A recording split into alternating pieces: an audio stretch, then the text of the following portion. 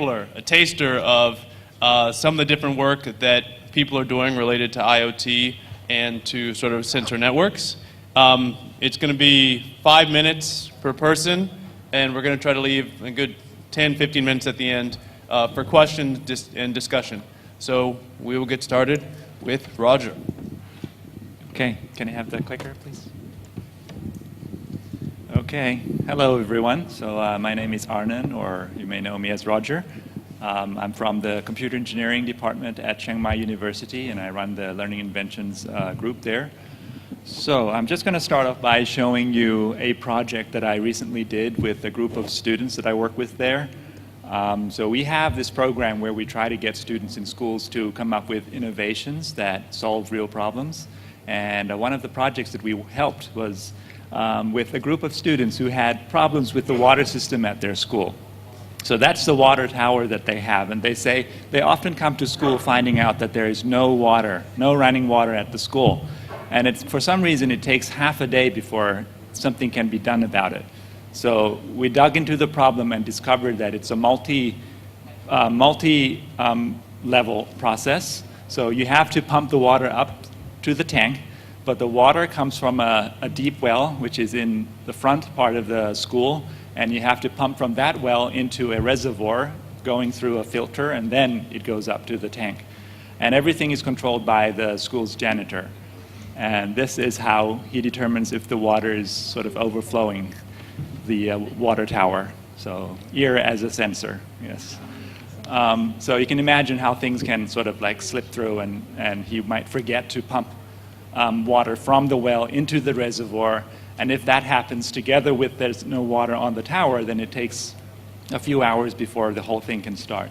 So we've designed a system that would consist of 2 water pumps. So we would pump water from the well to reservoir and then reservoir to tank. So we designed a prototype, a model of what we're going to do, so everyone would understand and be able to play with the programming.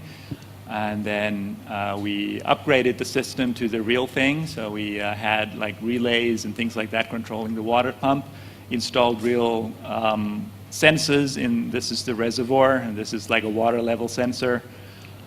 And that's the water tower. This is the well in front of the school. And it was like 200 meters apart. So I had to devise sort of like a wireless system that connects the two together. And once that was connected, we installed the controller, one at the well. You can see that's the radio there that transmits to the other side, and then it controls the whole thing. So it was written in Logo, the program that controls the system. But I can see that projects like this would not happen without intense help from me. It was a pretty challenging task for me to do, because I had to devise many things to connect everything together. So showing this project is just to lead into what I imagine would be possible when the Internet of Things kicks in.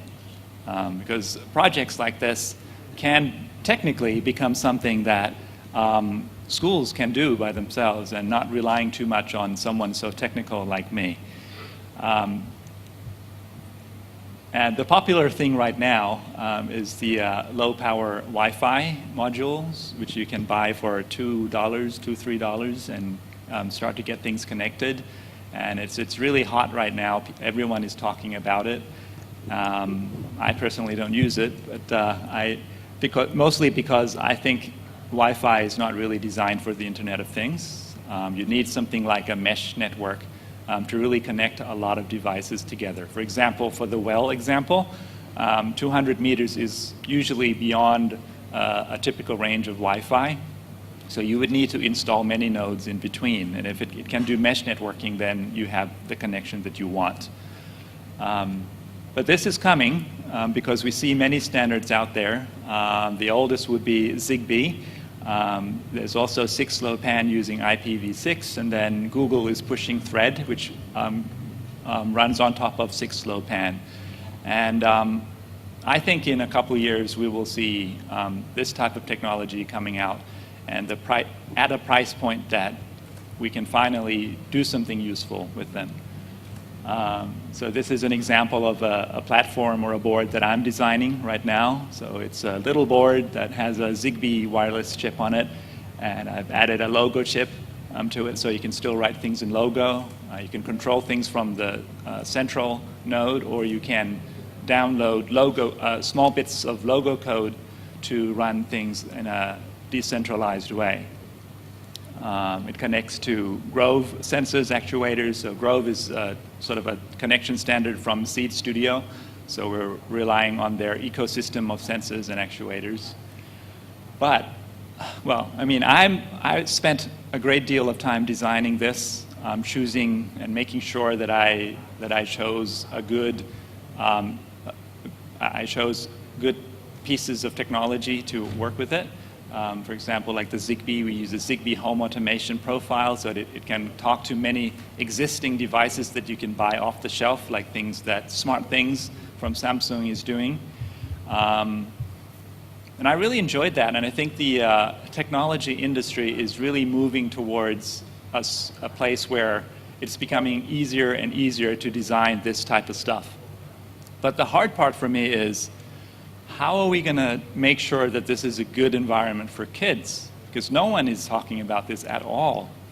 I mean, it seems like the Arduino days where like sensors are finally becoming highly available. You can get them anywhere at a low cost. But it's really designed for hackers, not for kids to use in a learning context. So I think that's the main challenge for whoever's going to try to make use of Internet of Things. For example, there are a lot of conversations now about how to communicate with all these nodes that you have. And you'd have to learn about unicast, multicast, broadcast, and all these technical terms are becoming more and more known for hackers. But I'm not sure if that's the kind of thing you want to sort of present to children to make use of a system like this. So for me personally, I'm trying to look at some other models that we can rely on. And in a decentralized system, NetLogo is a pretty good example. So we're trying to build a system, language for it based on logo that might borrow a few things from NetLogo. For example, instead of defining using multicast to communicate with a group of devices, we might use the term create a neighbor, right? Like how NetLogo does, create links and borrow syntax and a way of communicating about what you do from that environment. We haven't really gone that far yet, so it's still very much work in progress. But I think, for me at least, this is the most challenging part in designing something for IoT. Thank you. All right, so with that, we will turn it over to Kipp Bradford, who's also been doing some work on IoT and is going to share some of that work with us.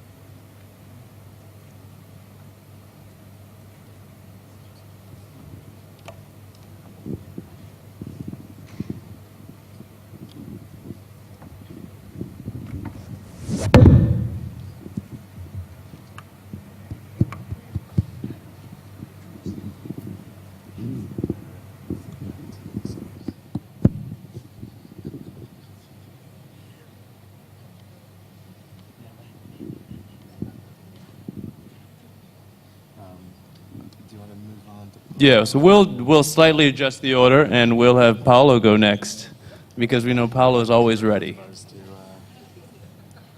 All right.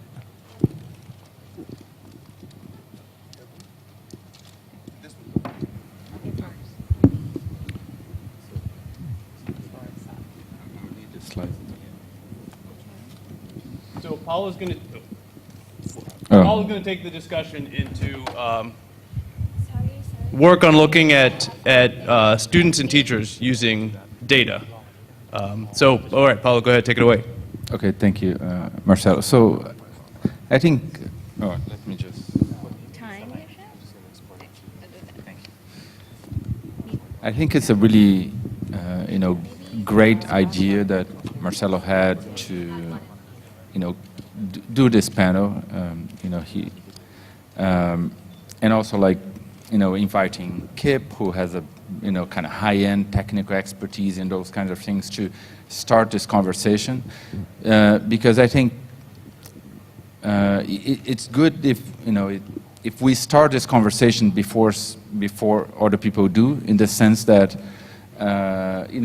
if you follow education robotics, for example, for the first half of the 2000s, people were using Lego Mindstorms and crickets and Pico crickets and all of that, and then the whole Arduino thing happened, which was fantastic to popularize physical computing and robotics and all of that. But it had an unintended consequence, which was pretty disastrous, which was, we switched from teaching cricket logo and kind of the languages we had for crickets and the Lego things, teaching kids Arduino C, which is like a disaster of a language for learning and for novices, right? The actual physical design of the Arduino board is probably the worst way you can introduce anyone to physical computing, except if you're like a college student and you understand what resistors are and all of that, or if you have an interest in developing that kind of, but I don't know, I don't think it's the best way to introduce things, but, and I think the issue there is that those are tools designed for professionals and for older students and all of that. And we shouldn't be teaching 10-year-olds using the same kinds of tools. So I think if we start early to develop those tools and, stuff that Roger was showing, we can get ahead in the game and get there early and have tools that are developmentally appropriate and easy to use and all of that. So, I think the other issue about discussing Internet of Things and all of that is that, for this community is always about what are the new knowledge domains and new things we can expose kids to, right? So, all the how Logo got started and robotics is sort of exposing kids to, differential geometry or powerful ideas in mathematics and programming, then cybernetics and all of those things. So what are the powerful ideas that we can explore and the new knowledge domains that we can explore with, the Internet of Things? And I think a lot of them are similar to what we can explore in NetLogo, but with the added benefit of all the stuff we could explore in robotics, like things like devices talking to each other, interacting with the world, gathering real-world data, interpreting data, redundancy and noise, and all kinds of interesting things that we can explore in a distributed fashion now with, all the new things we can get from real-world interaction. So I think it. What? Oh, not in a little bit. So I think there's a whole new world of very interesting things that we can do. So, of course, we are in the prehistory of all of this, and the tools are clunky and complicated, and require a Roger to make them work and all of that. But hopefully, I think the way we should think about this is that in 5 years, we'll just have this tiny little things that can sense anything and that can talk to any kind of network all automatically. And so start, thinking about what if we put them in the water stream, we put them into kids can wear them, they can be everyday objects that people exchange, and you can follow objects throughout their lifetime. You could follow raw materials throughout their lifetime, see where they end up, and collect all this data to see what happens with all of those things. You know, put them in cars, in motorbikes, in bicycles, see how traffic patterns emerge in cities. Look at distributed computing, like devices that are talking to each other and doing like, you know, tiny bits of computation and all of those things. And I think the issue about, you know, all these interesting applications that we'll face are three, and I'll just mention them real quickly. One is, you know, the design of tools, and I mentioned that before a little bit. So we need to really pay attention to how those tools are going to be designed, and they should be, you know, have the kind of logo aesthetic and be tools that are good for novices and all of that.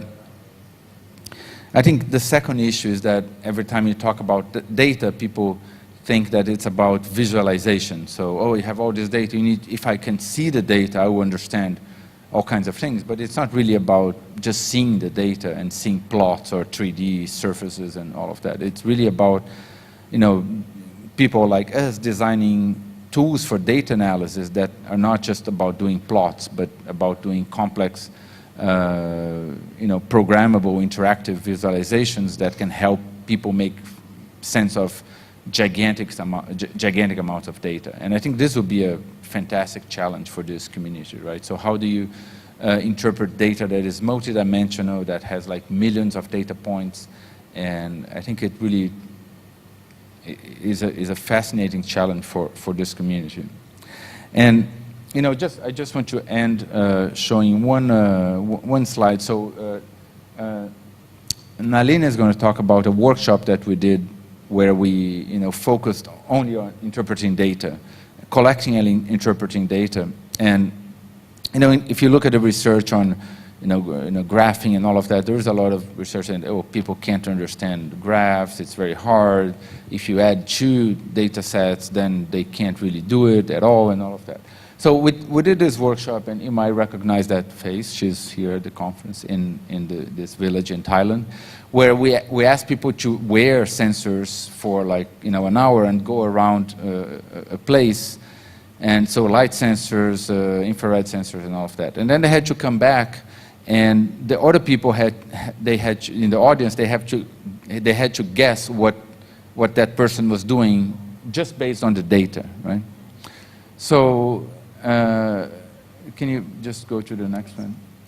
So we saw some really like, you know, amazing things happening. So, you know, this is like 4 sensors. I don't remember exactly which is which, and I'm out of time, but one is light, the other one is infrared, the other one is temperature and all of that. And the kinds of insights into that we saw, people with no experience in data analysis and nothing. They didn't know they weren't supposed to know how to interpret graphs. We forgot to tell them. So they look at like 4 different data streams in this Cartesian thing that is supposed to be impossible to understand, and they make like amazing inferences about, oh, here, you know, this might be you're exiting a place because light is going up, so you're going from dark to this other kind of thing. It's a cyclical thing, so you must be doing something that's cyclical, like walking or exercising or touching something for, you know, several times and all of that. So I mean, this is just an example of, and I think you can, you know, for this audience, you can get how excited we got when we, you know, saw people interpreting data in these amazing ways, and then saying, oh, here you're exiting this place, but you know, you're also doing these 2 very, you know, 2 spikes of things. So people did these fascinating interpretations of data, and you know, that was not on the technical part, but on the pedagogical and kind of educational part, what, you know, made us really excited about starting to explore this area. So, okay, thank you.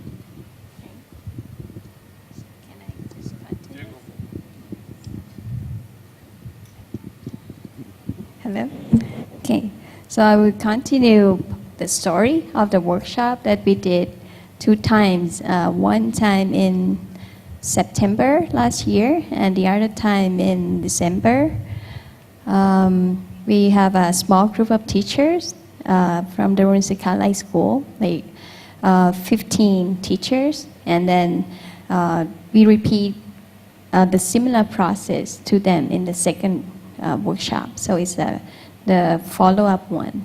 So I would like to share from my observation as a trainer, and I look at how the teachers has been developed and changed from the point of view of, like in the past, we did a lot of thinking, and this is one of the reflection from the teachers. She said that in the past, like when we are looking at things, we always think that this is the problem and this is what happened. And after this workshop, they kind of realized that that's the thinking, but it's not the reality. That's a big piece that I catch. And then now there is a group of teachers who are trying to transfer this to their classroom.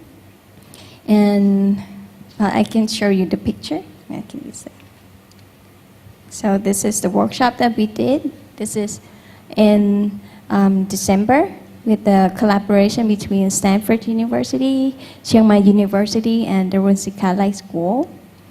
And this is the beginning of the workshop.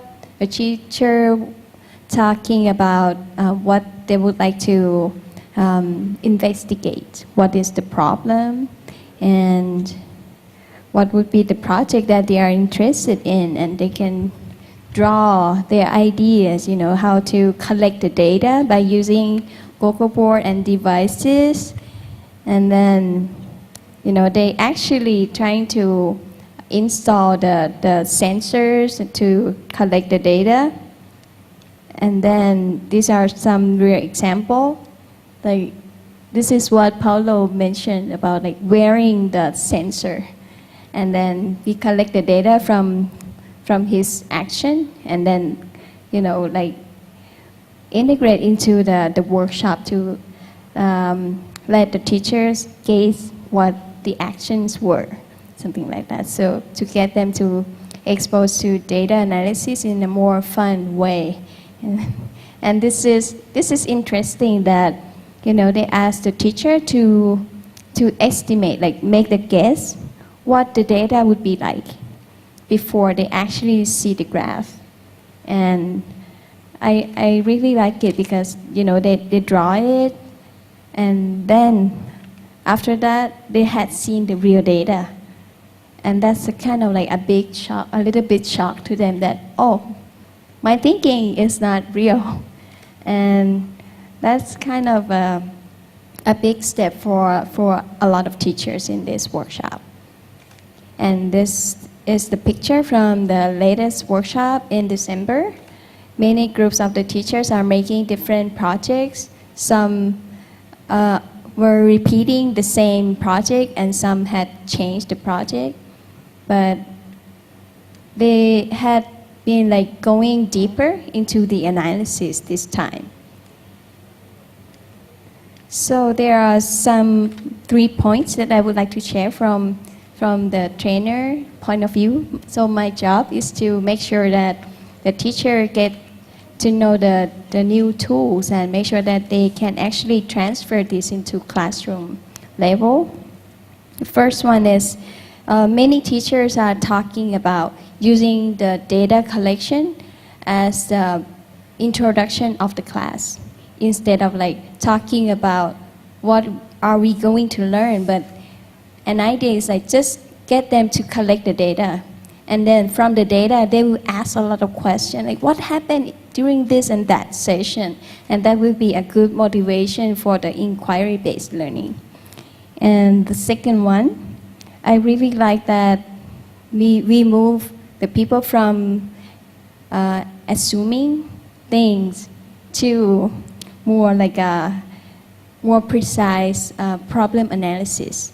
Now we are start talking about the data as the evidence when you are making a claim that this is what's happening, and I can see this from the real school's operation. When we were talking about regular schools problem, we started to talk about collect the data, collect the evidence. That's what I had seen.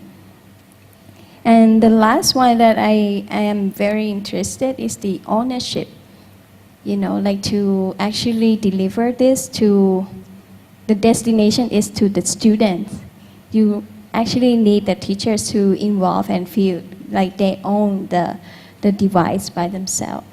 And I am really looking forward to the technology and the developments that will make it friendly to the teachers, and which I think is going to be coming soon. And kind of, I'm excited to see that. Okay, thank you. All right, so we will flip back over to Kipp, and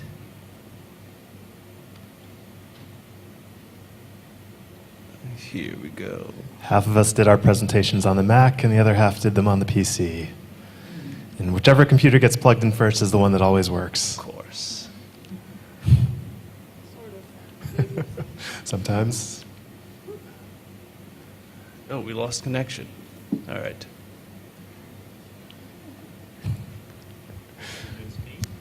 Or maybe I just didn't make a presentation. Well, I'll just start talking while Marcelo works this out. The hardware is coming, and to a number of previous comments, I think this set of tools, sensing and being able to create your own devices, is not just something that will be entering classrooms, but I think it's something that becomes part of every classroom. It becomes part of the educational process. And I say that partly because of a fundamental question I've been asking a lot, which is, what is computing for? Are we learning computing just to become computer literate, or is this in service of some larger purpose? And I think in education, it gives access to a lot of fundamental understandings about how science and nature and math work. It's an additional tool that we have in the educational suite. So just a couple words about a project that showcases how easy it is to create sensor devices and how important not just the software pieces, but the entire tool suite that one uses to create technology like this. This device that I'm showing here, and also in physical form here, is a wireless Zigbee networked environmental sensor that I, with several other colleagues, built 600 of in about 2 weeks. And these devices are fantastic because they give you some insight into the world around you. They measure air quality or RF signal strength. They do motion detection, light detection and measurement, humidity, noise levels, temperature and pressure. So very ubiquitous things that are interesting to sense. And the project started with a handmade shield for Arduino, and I agree there are a lot of things about Arduino that frustrate me, but at the same time, coming from a professional engineering background, given what it would take to blink an LED prior to Arduino versus what it takes to blink an LED after Arduino, the process went from about a week down to about 15 minutes. So there are a ton of lessons to be learned with making technology accessible and the tools and challenges and how those interrelate. But a couple of things I think is important to highlight is the accessibility and the ability to do this yourself, the ability to do this in a classroom setting, and some of the important aspects of a project like this. So here's the end result in the first version, and this is probably going to wash out a little bit on the screen. I guess you can see it a little bit. But in addition to thinking about what the software tools are, is it Logo, is it LabVIEW, is it something else, is it Scratch, and how well those relate to the way people think, it's impossible not to ignore also the availability of powerful tools for doing electronics, interacting with the electricity and magnetics portion of physics, turning that basic understanding into a circuit design and then making a physical object out of that, integrating software into that physical object. This is a conversation for offline, but my favorite programming tool is LabVIEW, and I say that as somebody who can program assembly on about 30 different processors, but it's the language that I learned as a biomechanical engineering student, and I've had a lot of arguments with professional programming language designers who say, well, that's not a language. But looking at professional programming languages versus end-user programming languages versus educational programming languages, I think when you make that separation in what programming languages are, tools like LabVIEW suddenly become very intriguing when you think about what does a mechanical engineer use to program. Mechanical engineers like SolidWorks a lot, but there are a lot of tools that do mechanical design when you're integrating all these devices have mechanical packages that we 3D print. So I'm just going to close with one or two last slides.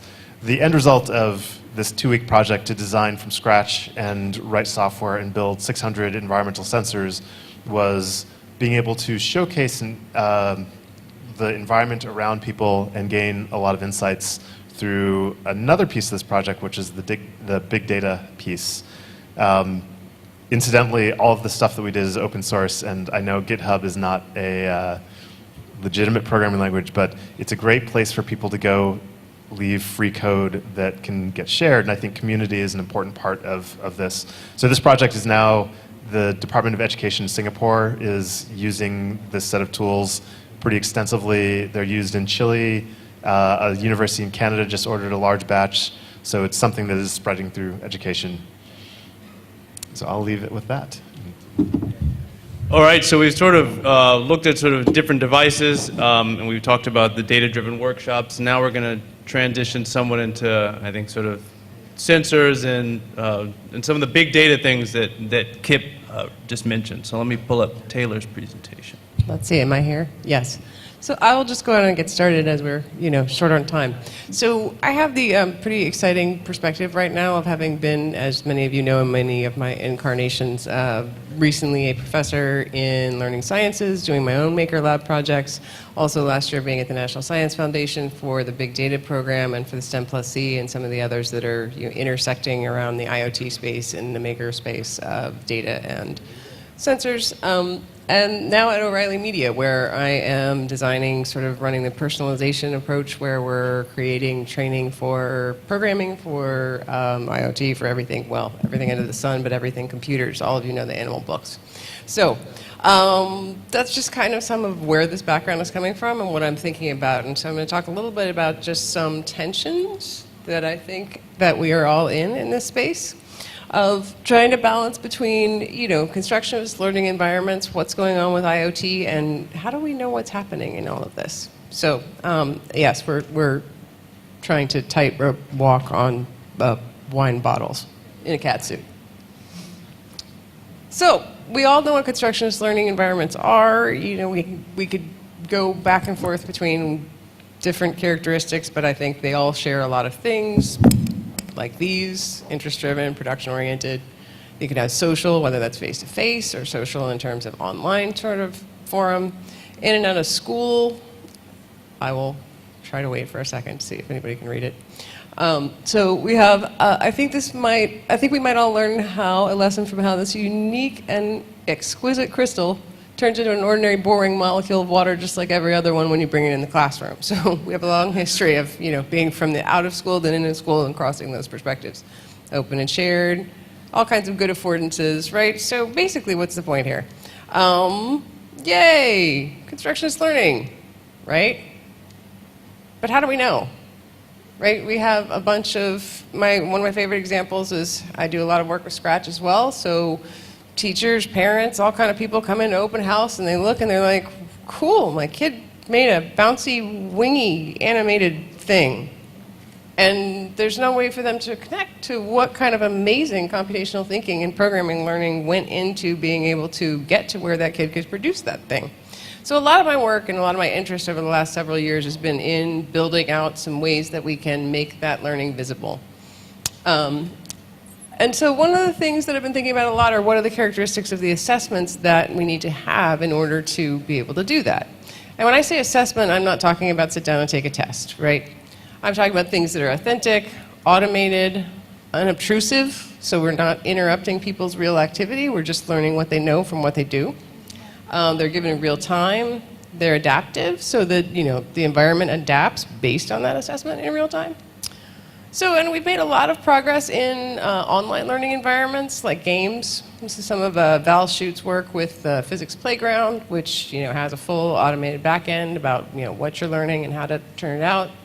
Some friends, Matthew Berlin and colleagues at University of Wisconsin, doing this with a general game engine for this. And then myself, Debbie Fields, who's here too, have done a lot of work with Scratch and building in a backend for the new Scratch 2.0. Well, it's not quite so new anymore, but backend kind of tool that can churn out for you sort of what kinds of computational thinking concepts did the student learn and how far did they advance in these. But what about here?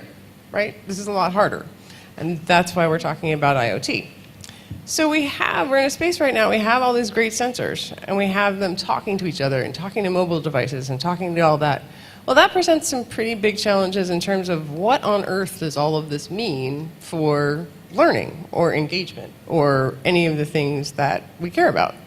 And Marcelo is working on some exciting workshops coming up. All of you, I hope you're interested in coming, etc.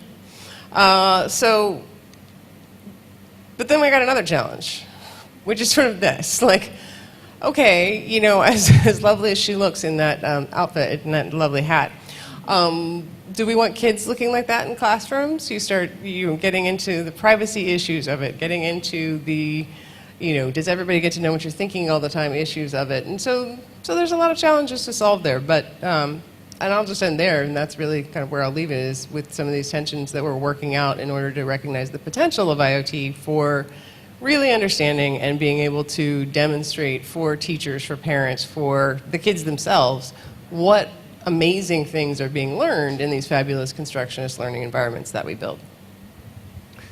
Great, thank you, Taylor. So similar to Taylor, a lot of my interest is trying to figure out how we can do a better job of studying, supporting, and validating the learning that's happening within constructionist learning environments. And so I don't get to use these sort of fun, colorful caps. A lot of my work is instead using sort of unobtrusive multimodal sensors, and I'll pull that up right here. So recently I've been doing a lot of work looking at video, looking at things like skeletal tracking from a Kinect sensor, looking at audio that you can also get from Kinect sensor from microphones, other information around looking at social interactions within a space. So I mean, a lot of what happens within a construction learning environment is people interacting with each other and thinking about ways that we can actually use that information as a way of documenting student success, documenting student progress, documenting student learning. The same way looking at how students are interacting with technology, whether it be a sort of box of cardboard or whether it be a laser cutter. And I sort of will suggest that IoT is one way for sort of helping us to collect data about students as they're interacting with different pieces of technology. The other things I'll mention, so experiential sampling, sort of polling students on what's going on. It doesn't have to be that we just have these autonomous sensors sitting around. It can actually be, let's actually engage the students. Let's try to get into their head. Let's try to, talk to them as people and ask them these questions.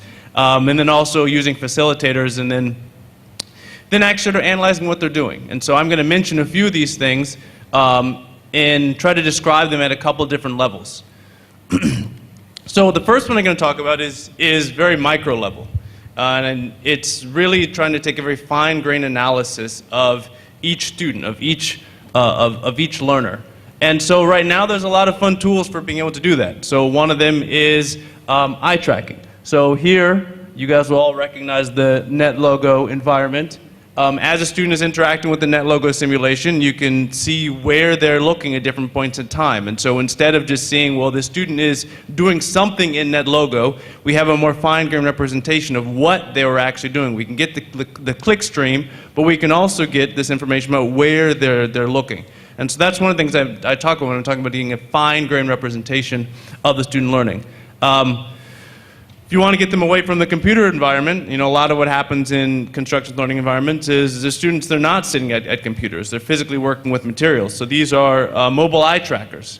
So you can get the same kind of information about what students are looking at, what is catching their visual gaze, but away from an actual computer environment. One more example of a sort of individual sensor, and this is a little bit lower resolution than what you get from eye tracker, is information about where they're looking. So head pose information. Is the student engaging someone else? Is the student looking down at their material? At the same time, different work around facial expressions. So it was mentioned earlier that, as sometimes when students are going through or even teachers go through an experience with Scratch or in Logo, they have that moment of euphoria. And to be able to sort of pick up on those moments, and not just as a way of, tracking all of what's happening, but to also get a better understanding of, well, what was it that actually helped that teacher, helped that student propel to that point in time? Similarly, thinking about emotions, and then thinking about things that are sometimes hard to pick up on, is this Sipitakiat E4 sensor that, in addition to collecting any sort of any amount of information around how the person may be moving around, it's also getting some sort of measure of stress, picking up on things that sometimes we don't actually easily see within students. And so the idea with all these is to be able to get a different sort of fine-grained representation of what's going on within this constructionist learning experience. So that's sort of the fine grain. I also want to think about the macro level, the more coarse grain. Let's move beyond just the individual, and let's think about the community of students. Let's think about the sort of bigger social context. And so some of the work that Paulo and I did at the Learning Fab Lab in Stanford is very simple things where you have a facilitator, or you have someone walking around just sort of documenting what students are doing. Do they seem engaged? Do they seem disengaged? Do they seem on task? Do they seem off task? This sort of information can then be used later on to say, well, let's go back and try to figure out when were these students off task and what did we actually do that maybe influenced them to be off task? When were these students on task? When did they seem engaged? What were the sorts of activities that sort of helped doing that? Similarly, we've done work with 360-degree camera just to get a sense of where different people are localized within the laboratory space. And then finally thinking about some more fine-grained localization. So this is a picture of Estimotes, which, they're really big right now. It's you walk into a store and you now have these apps on your phone that can tell you where you are in the store, so then the store can sort of give you targeted advertising. We can think about applying the same kind of work to studying what and who students are interacting with within a constructionist space, such that we can again start to see how students are developing. So right now I've talked a lot about this sort of either macro level or micro level, but really what we want to get at is looking at both of these things. So getting a sense of how students are engaging within the space from the micro level, but also not forgetting about the fact these are social spaces. I mean, that's one of the things that Taylor mentioned, that the social interaction is important. And then lastly, from a sort of analytic perspective, for maybe some of the AI people in the room, the importance of, even when you're looking at a single modality, it's not about just looking for one thing. From a speech channel, from what students are saying, you get a lot of information. You get information about emotions, you get information about what they're saying, you get information about the quality of the collaboration that's going on. So to think about the fact that we can get all this information and that it's really rich in many ways. And now lastly, to sort of change gears a little bit, it's not just about measuring this information. So yes, we can now set up these sensors that are looking at who's interacting with who, what are the tools they're working with, who are they talking to. But it's really about trying to augment the experience. It's trying to find ways to support what's happening within that space, and that's I'm going to point to some work from colleagues at the University of Wisconsin-Madison, Matthew Berlin, Erica Halverson, and Mike Tissenbaum. Some of the work that we're actually starting to do around trying to connect different maker spaces, but then also augment the experience using things like Google Glass, so that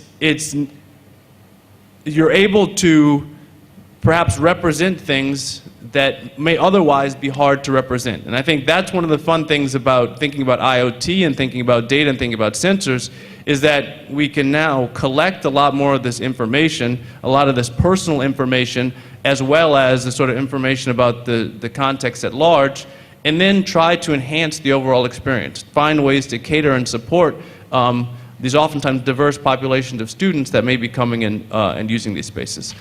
So with that, I will end, and I think hopefully we have a couple minutes to sort of field questions. We've touched on a lot of different areas, and I think part of this is just sort of suggesting that there's a lot of opportunities, but there's also a lot of challenges. And so what we really want to do is sort of spark some thoughts around that and really start to get a discussion going. So I see there's a question back there.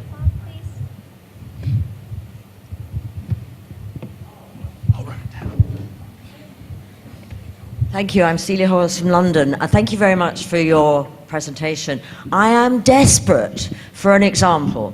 I'm desperate, for example, you're talking about big data. This is a big thing. You know, we have got a huge new big data center in London. And I want to know something about how you analyze all these data. Yes, we can collect bit. I've got a Fitbit. I'm looking at it for myself. But when you're collecting all these data, whether it's eye movements or your brain patterns, what are you doing with it? And what are you analyzing? I'd just like one example. And also, I would like one example of a really good, authentic, non-obtrusive assessment instrument. Because if that's what you're working on, that is absolutely brilliant. We are desperate for it. So I know you've only got a minute, but I think you've presented some wonderful ideas, but I just want to have something a bit concrete, please, if that's possible. I'll give, I think, a 30-second example that will touch on both of those. So I mentioned these sort of, let me see if I can pull that slide back up again, estimotes. So this way of being able to track students as they're interacting with other pieces of technology or other students. One of the cool things that we start to see when you actually physically observe the space is the way ideas propagate through students. And using a tool like this where you're seeing, well, who's actually interacting with who is interacting with different pieces of machinery, provides one way for trying to document how local expertise is actually being established within that space that may otherwise go unnoticed.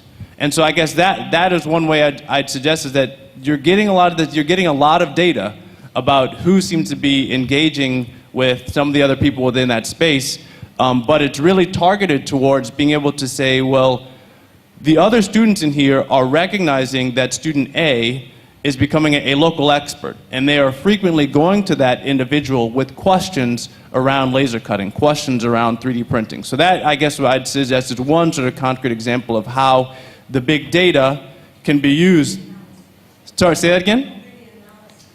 Well, the analysis, I mean, I think if you are do any work on sort of analyzing social networks, on identifying the most central people within that network, same with the actual dynamics of that network, looking how the network is propagating over time, you are actually getting into some very complex ways for actually trying to analyze that data. And there's other examples too.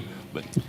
Let me jump in here quickly, because I hope that this will be a tool that will be picked up and used by many people here, and that you will share with lots of other folks. So in a little bit of collaboration with the MIT crew, we built what we call the Fun Tool, which is a tool that slurps out what the actual programming is behind a kid's Scratch project, and then has state measures, has all kinds of measures involved and analysis tools to be able to tell you, okay, and it does this also over time. So we take snapshots every time a kid saves, we take the snapshot every 2 minutes, whether they save or not, so that you have a whole progression for any single project. And so I can tell you where they were on variables, loops, et cetera, when they started this project, and how far they got by the end. And then we can track the same kids over, several different projects to see, again, how that evolves over time. So this is something that I would love to see expanded by the community. We started with some very, very simple or straightforward programming concepts just because they were the easiest ones to get a hold of, but I would love to see people take it. It's available on famous GitHub again. Anybody can download it, anybody can create their own measures, and please do. So if anybody wants to talk about it, let me know. I'll throw in a very quick example also. So when students are building hardware and the hardware is networked and connected hardware, you get an instant notification when the students get something working. So the second a student connects this hardware up, I see that they successfully completed that first task. So that, it's really simple, low-hanging fruit to be able to say, they understand it enough that they've connected at that first level. If they get to an advanced level and I see more complex data coming off of their system, then I can see they've achieved the next level of proficiency in understanding what they're building. I feel like there's a long-standing tension between two different epistemologies. One which says that the learning that counts as what's visible and legible to the teacher, to the central office, to the sort of state that's making policy, and the other, which I think Constructionism embraces quite a lot, that the learning that matters is what's visible and legible to the learner and maybe to the community of learners. It feels to me like a lot of these censor things have this question of like, are you in school to be understood and observed, or to like understand what's around you? And I'm curious, as we move in this last 5 years, the next 5 years, into actually being able to do these things in schools, even apart from a research context, if you see these two different ways of thinking about understanding actually like fighting with each other more. Well, I think that actually we'll start to see them coming together more, because one of the things is making things visible so that students can reflect on their own learning. These tools, and this is where dashboards come in, and we all hate dashboards, but whatever, they're going to be there and we're going to have to fix them.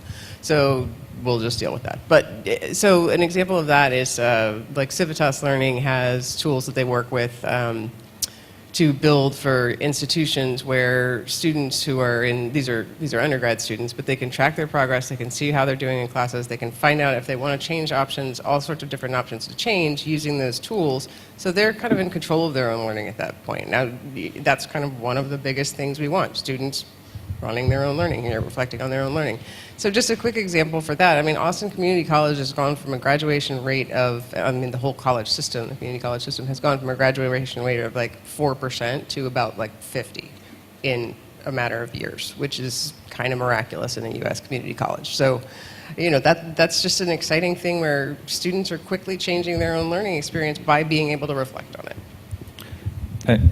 I just want to quickly add that we know from the history of experimental psychology that there are no limits to the stupidity of experiments that we can do on each other, like inflicting pain and disease to people just to find out what happens and stuff like that. So, what? Or get tenure. Yeah, or get tenure. Yeah, exactly. So. I think there is the dark side of this is that we'll just start doing these horrible experiments with kids in schools and classrooms and all of that, and I think the way not to do it is just to for people like in the more constructivist tradition and all of that to start using those tools to do different kinds of things that are not the monitoring and big brother kind of observing and those kinds of things, and I think this is a little bit what we're trying to do. I think a lot of the conclusion, the early studies that we have, the conclusions seem a little like too simple. So, for example, we did a study on using gesture tracking, trying to see if the more active kids were learning more, when they're doing robotics, or less. And we found one interesting thing, that the kids who were learning more, they were pausing more between actions. So if you do stuff and then you stop and you supposedly reflect, instead of just being, doing stuff all the time, so that's a more productive behavior. If it's the debugging thing probably, right, happening, that you're building things and then stopping it and stepping back and all of that. So we're able to show this like with data from gesture trackers that are non-obtrusive. It's like more like almost like a webcam kind of thing that sits at a distance, which seems like, well, okay, this is maybe no big deal, but it's like the first time that we showed this cycles of debugging and all of that with data that can convince people, let's say, outside of this community that those cycles are actually taking place and all of that. So I think it's just to say that it's very early, so a lot of those things, they seem not fascinating, interesting. But I think as we, just to set up a study like that, it takes weeks because the technical stuff is so complicated and all of that. But I think as we build expertise in this community, for example, in analyzing the data and coming up with interesting questions and coming up with interesting research agendas and all of that, I think we'll find out that we can contribute to that big data conversation in a very interesting way. I agree, like the kind of subtext in your question is that I do think 90% of all the big data stuff in education is complete garbage. It's like just horrible, like multiple choice tests. So it's just horrible. But I think we need to get in there and tell them there is an alternative, right? So I think a quick thing too that's really exciting to me in this space is it kind of gets us out of the experimental paradigm. We're not holding one factor constant while we go look at one other factor. I mean, the thing that always impresses me about the work, data sensing lab work Kipp's done, Marcelo's work combining all of these sensors, the gesture type of thing, Paulo, you were just talking about that you've been doing for a long time, is we don't have to just hold one factor, look at one factor at a time. We can consider the multiple levels and consider multiple levels of things at the same time. And that I believe we do have these technological challenges right now, but this is going to move, and it's going to move really fast. If you look what's happening in industry, it's moving super fast. So I think we've got some really great opportunities coming up. So we're half an hour into lunchtime. So much as I hate to say it, I think we should go eat lunch. Okay. Quick announcement. Lunch is on the 5th floor. And for the committee, we have the scientific meeting in the room 605.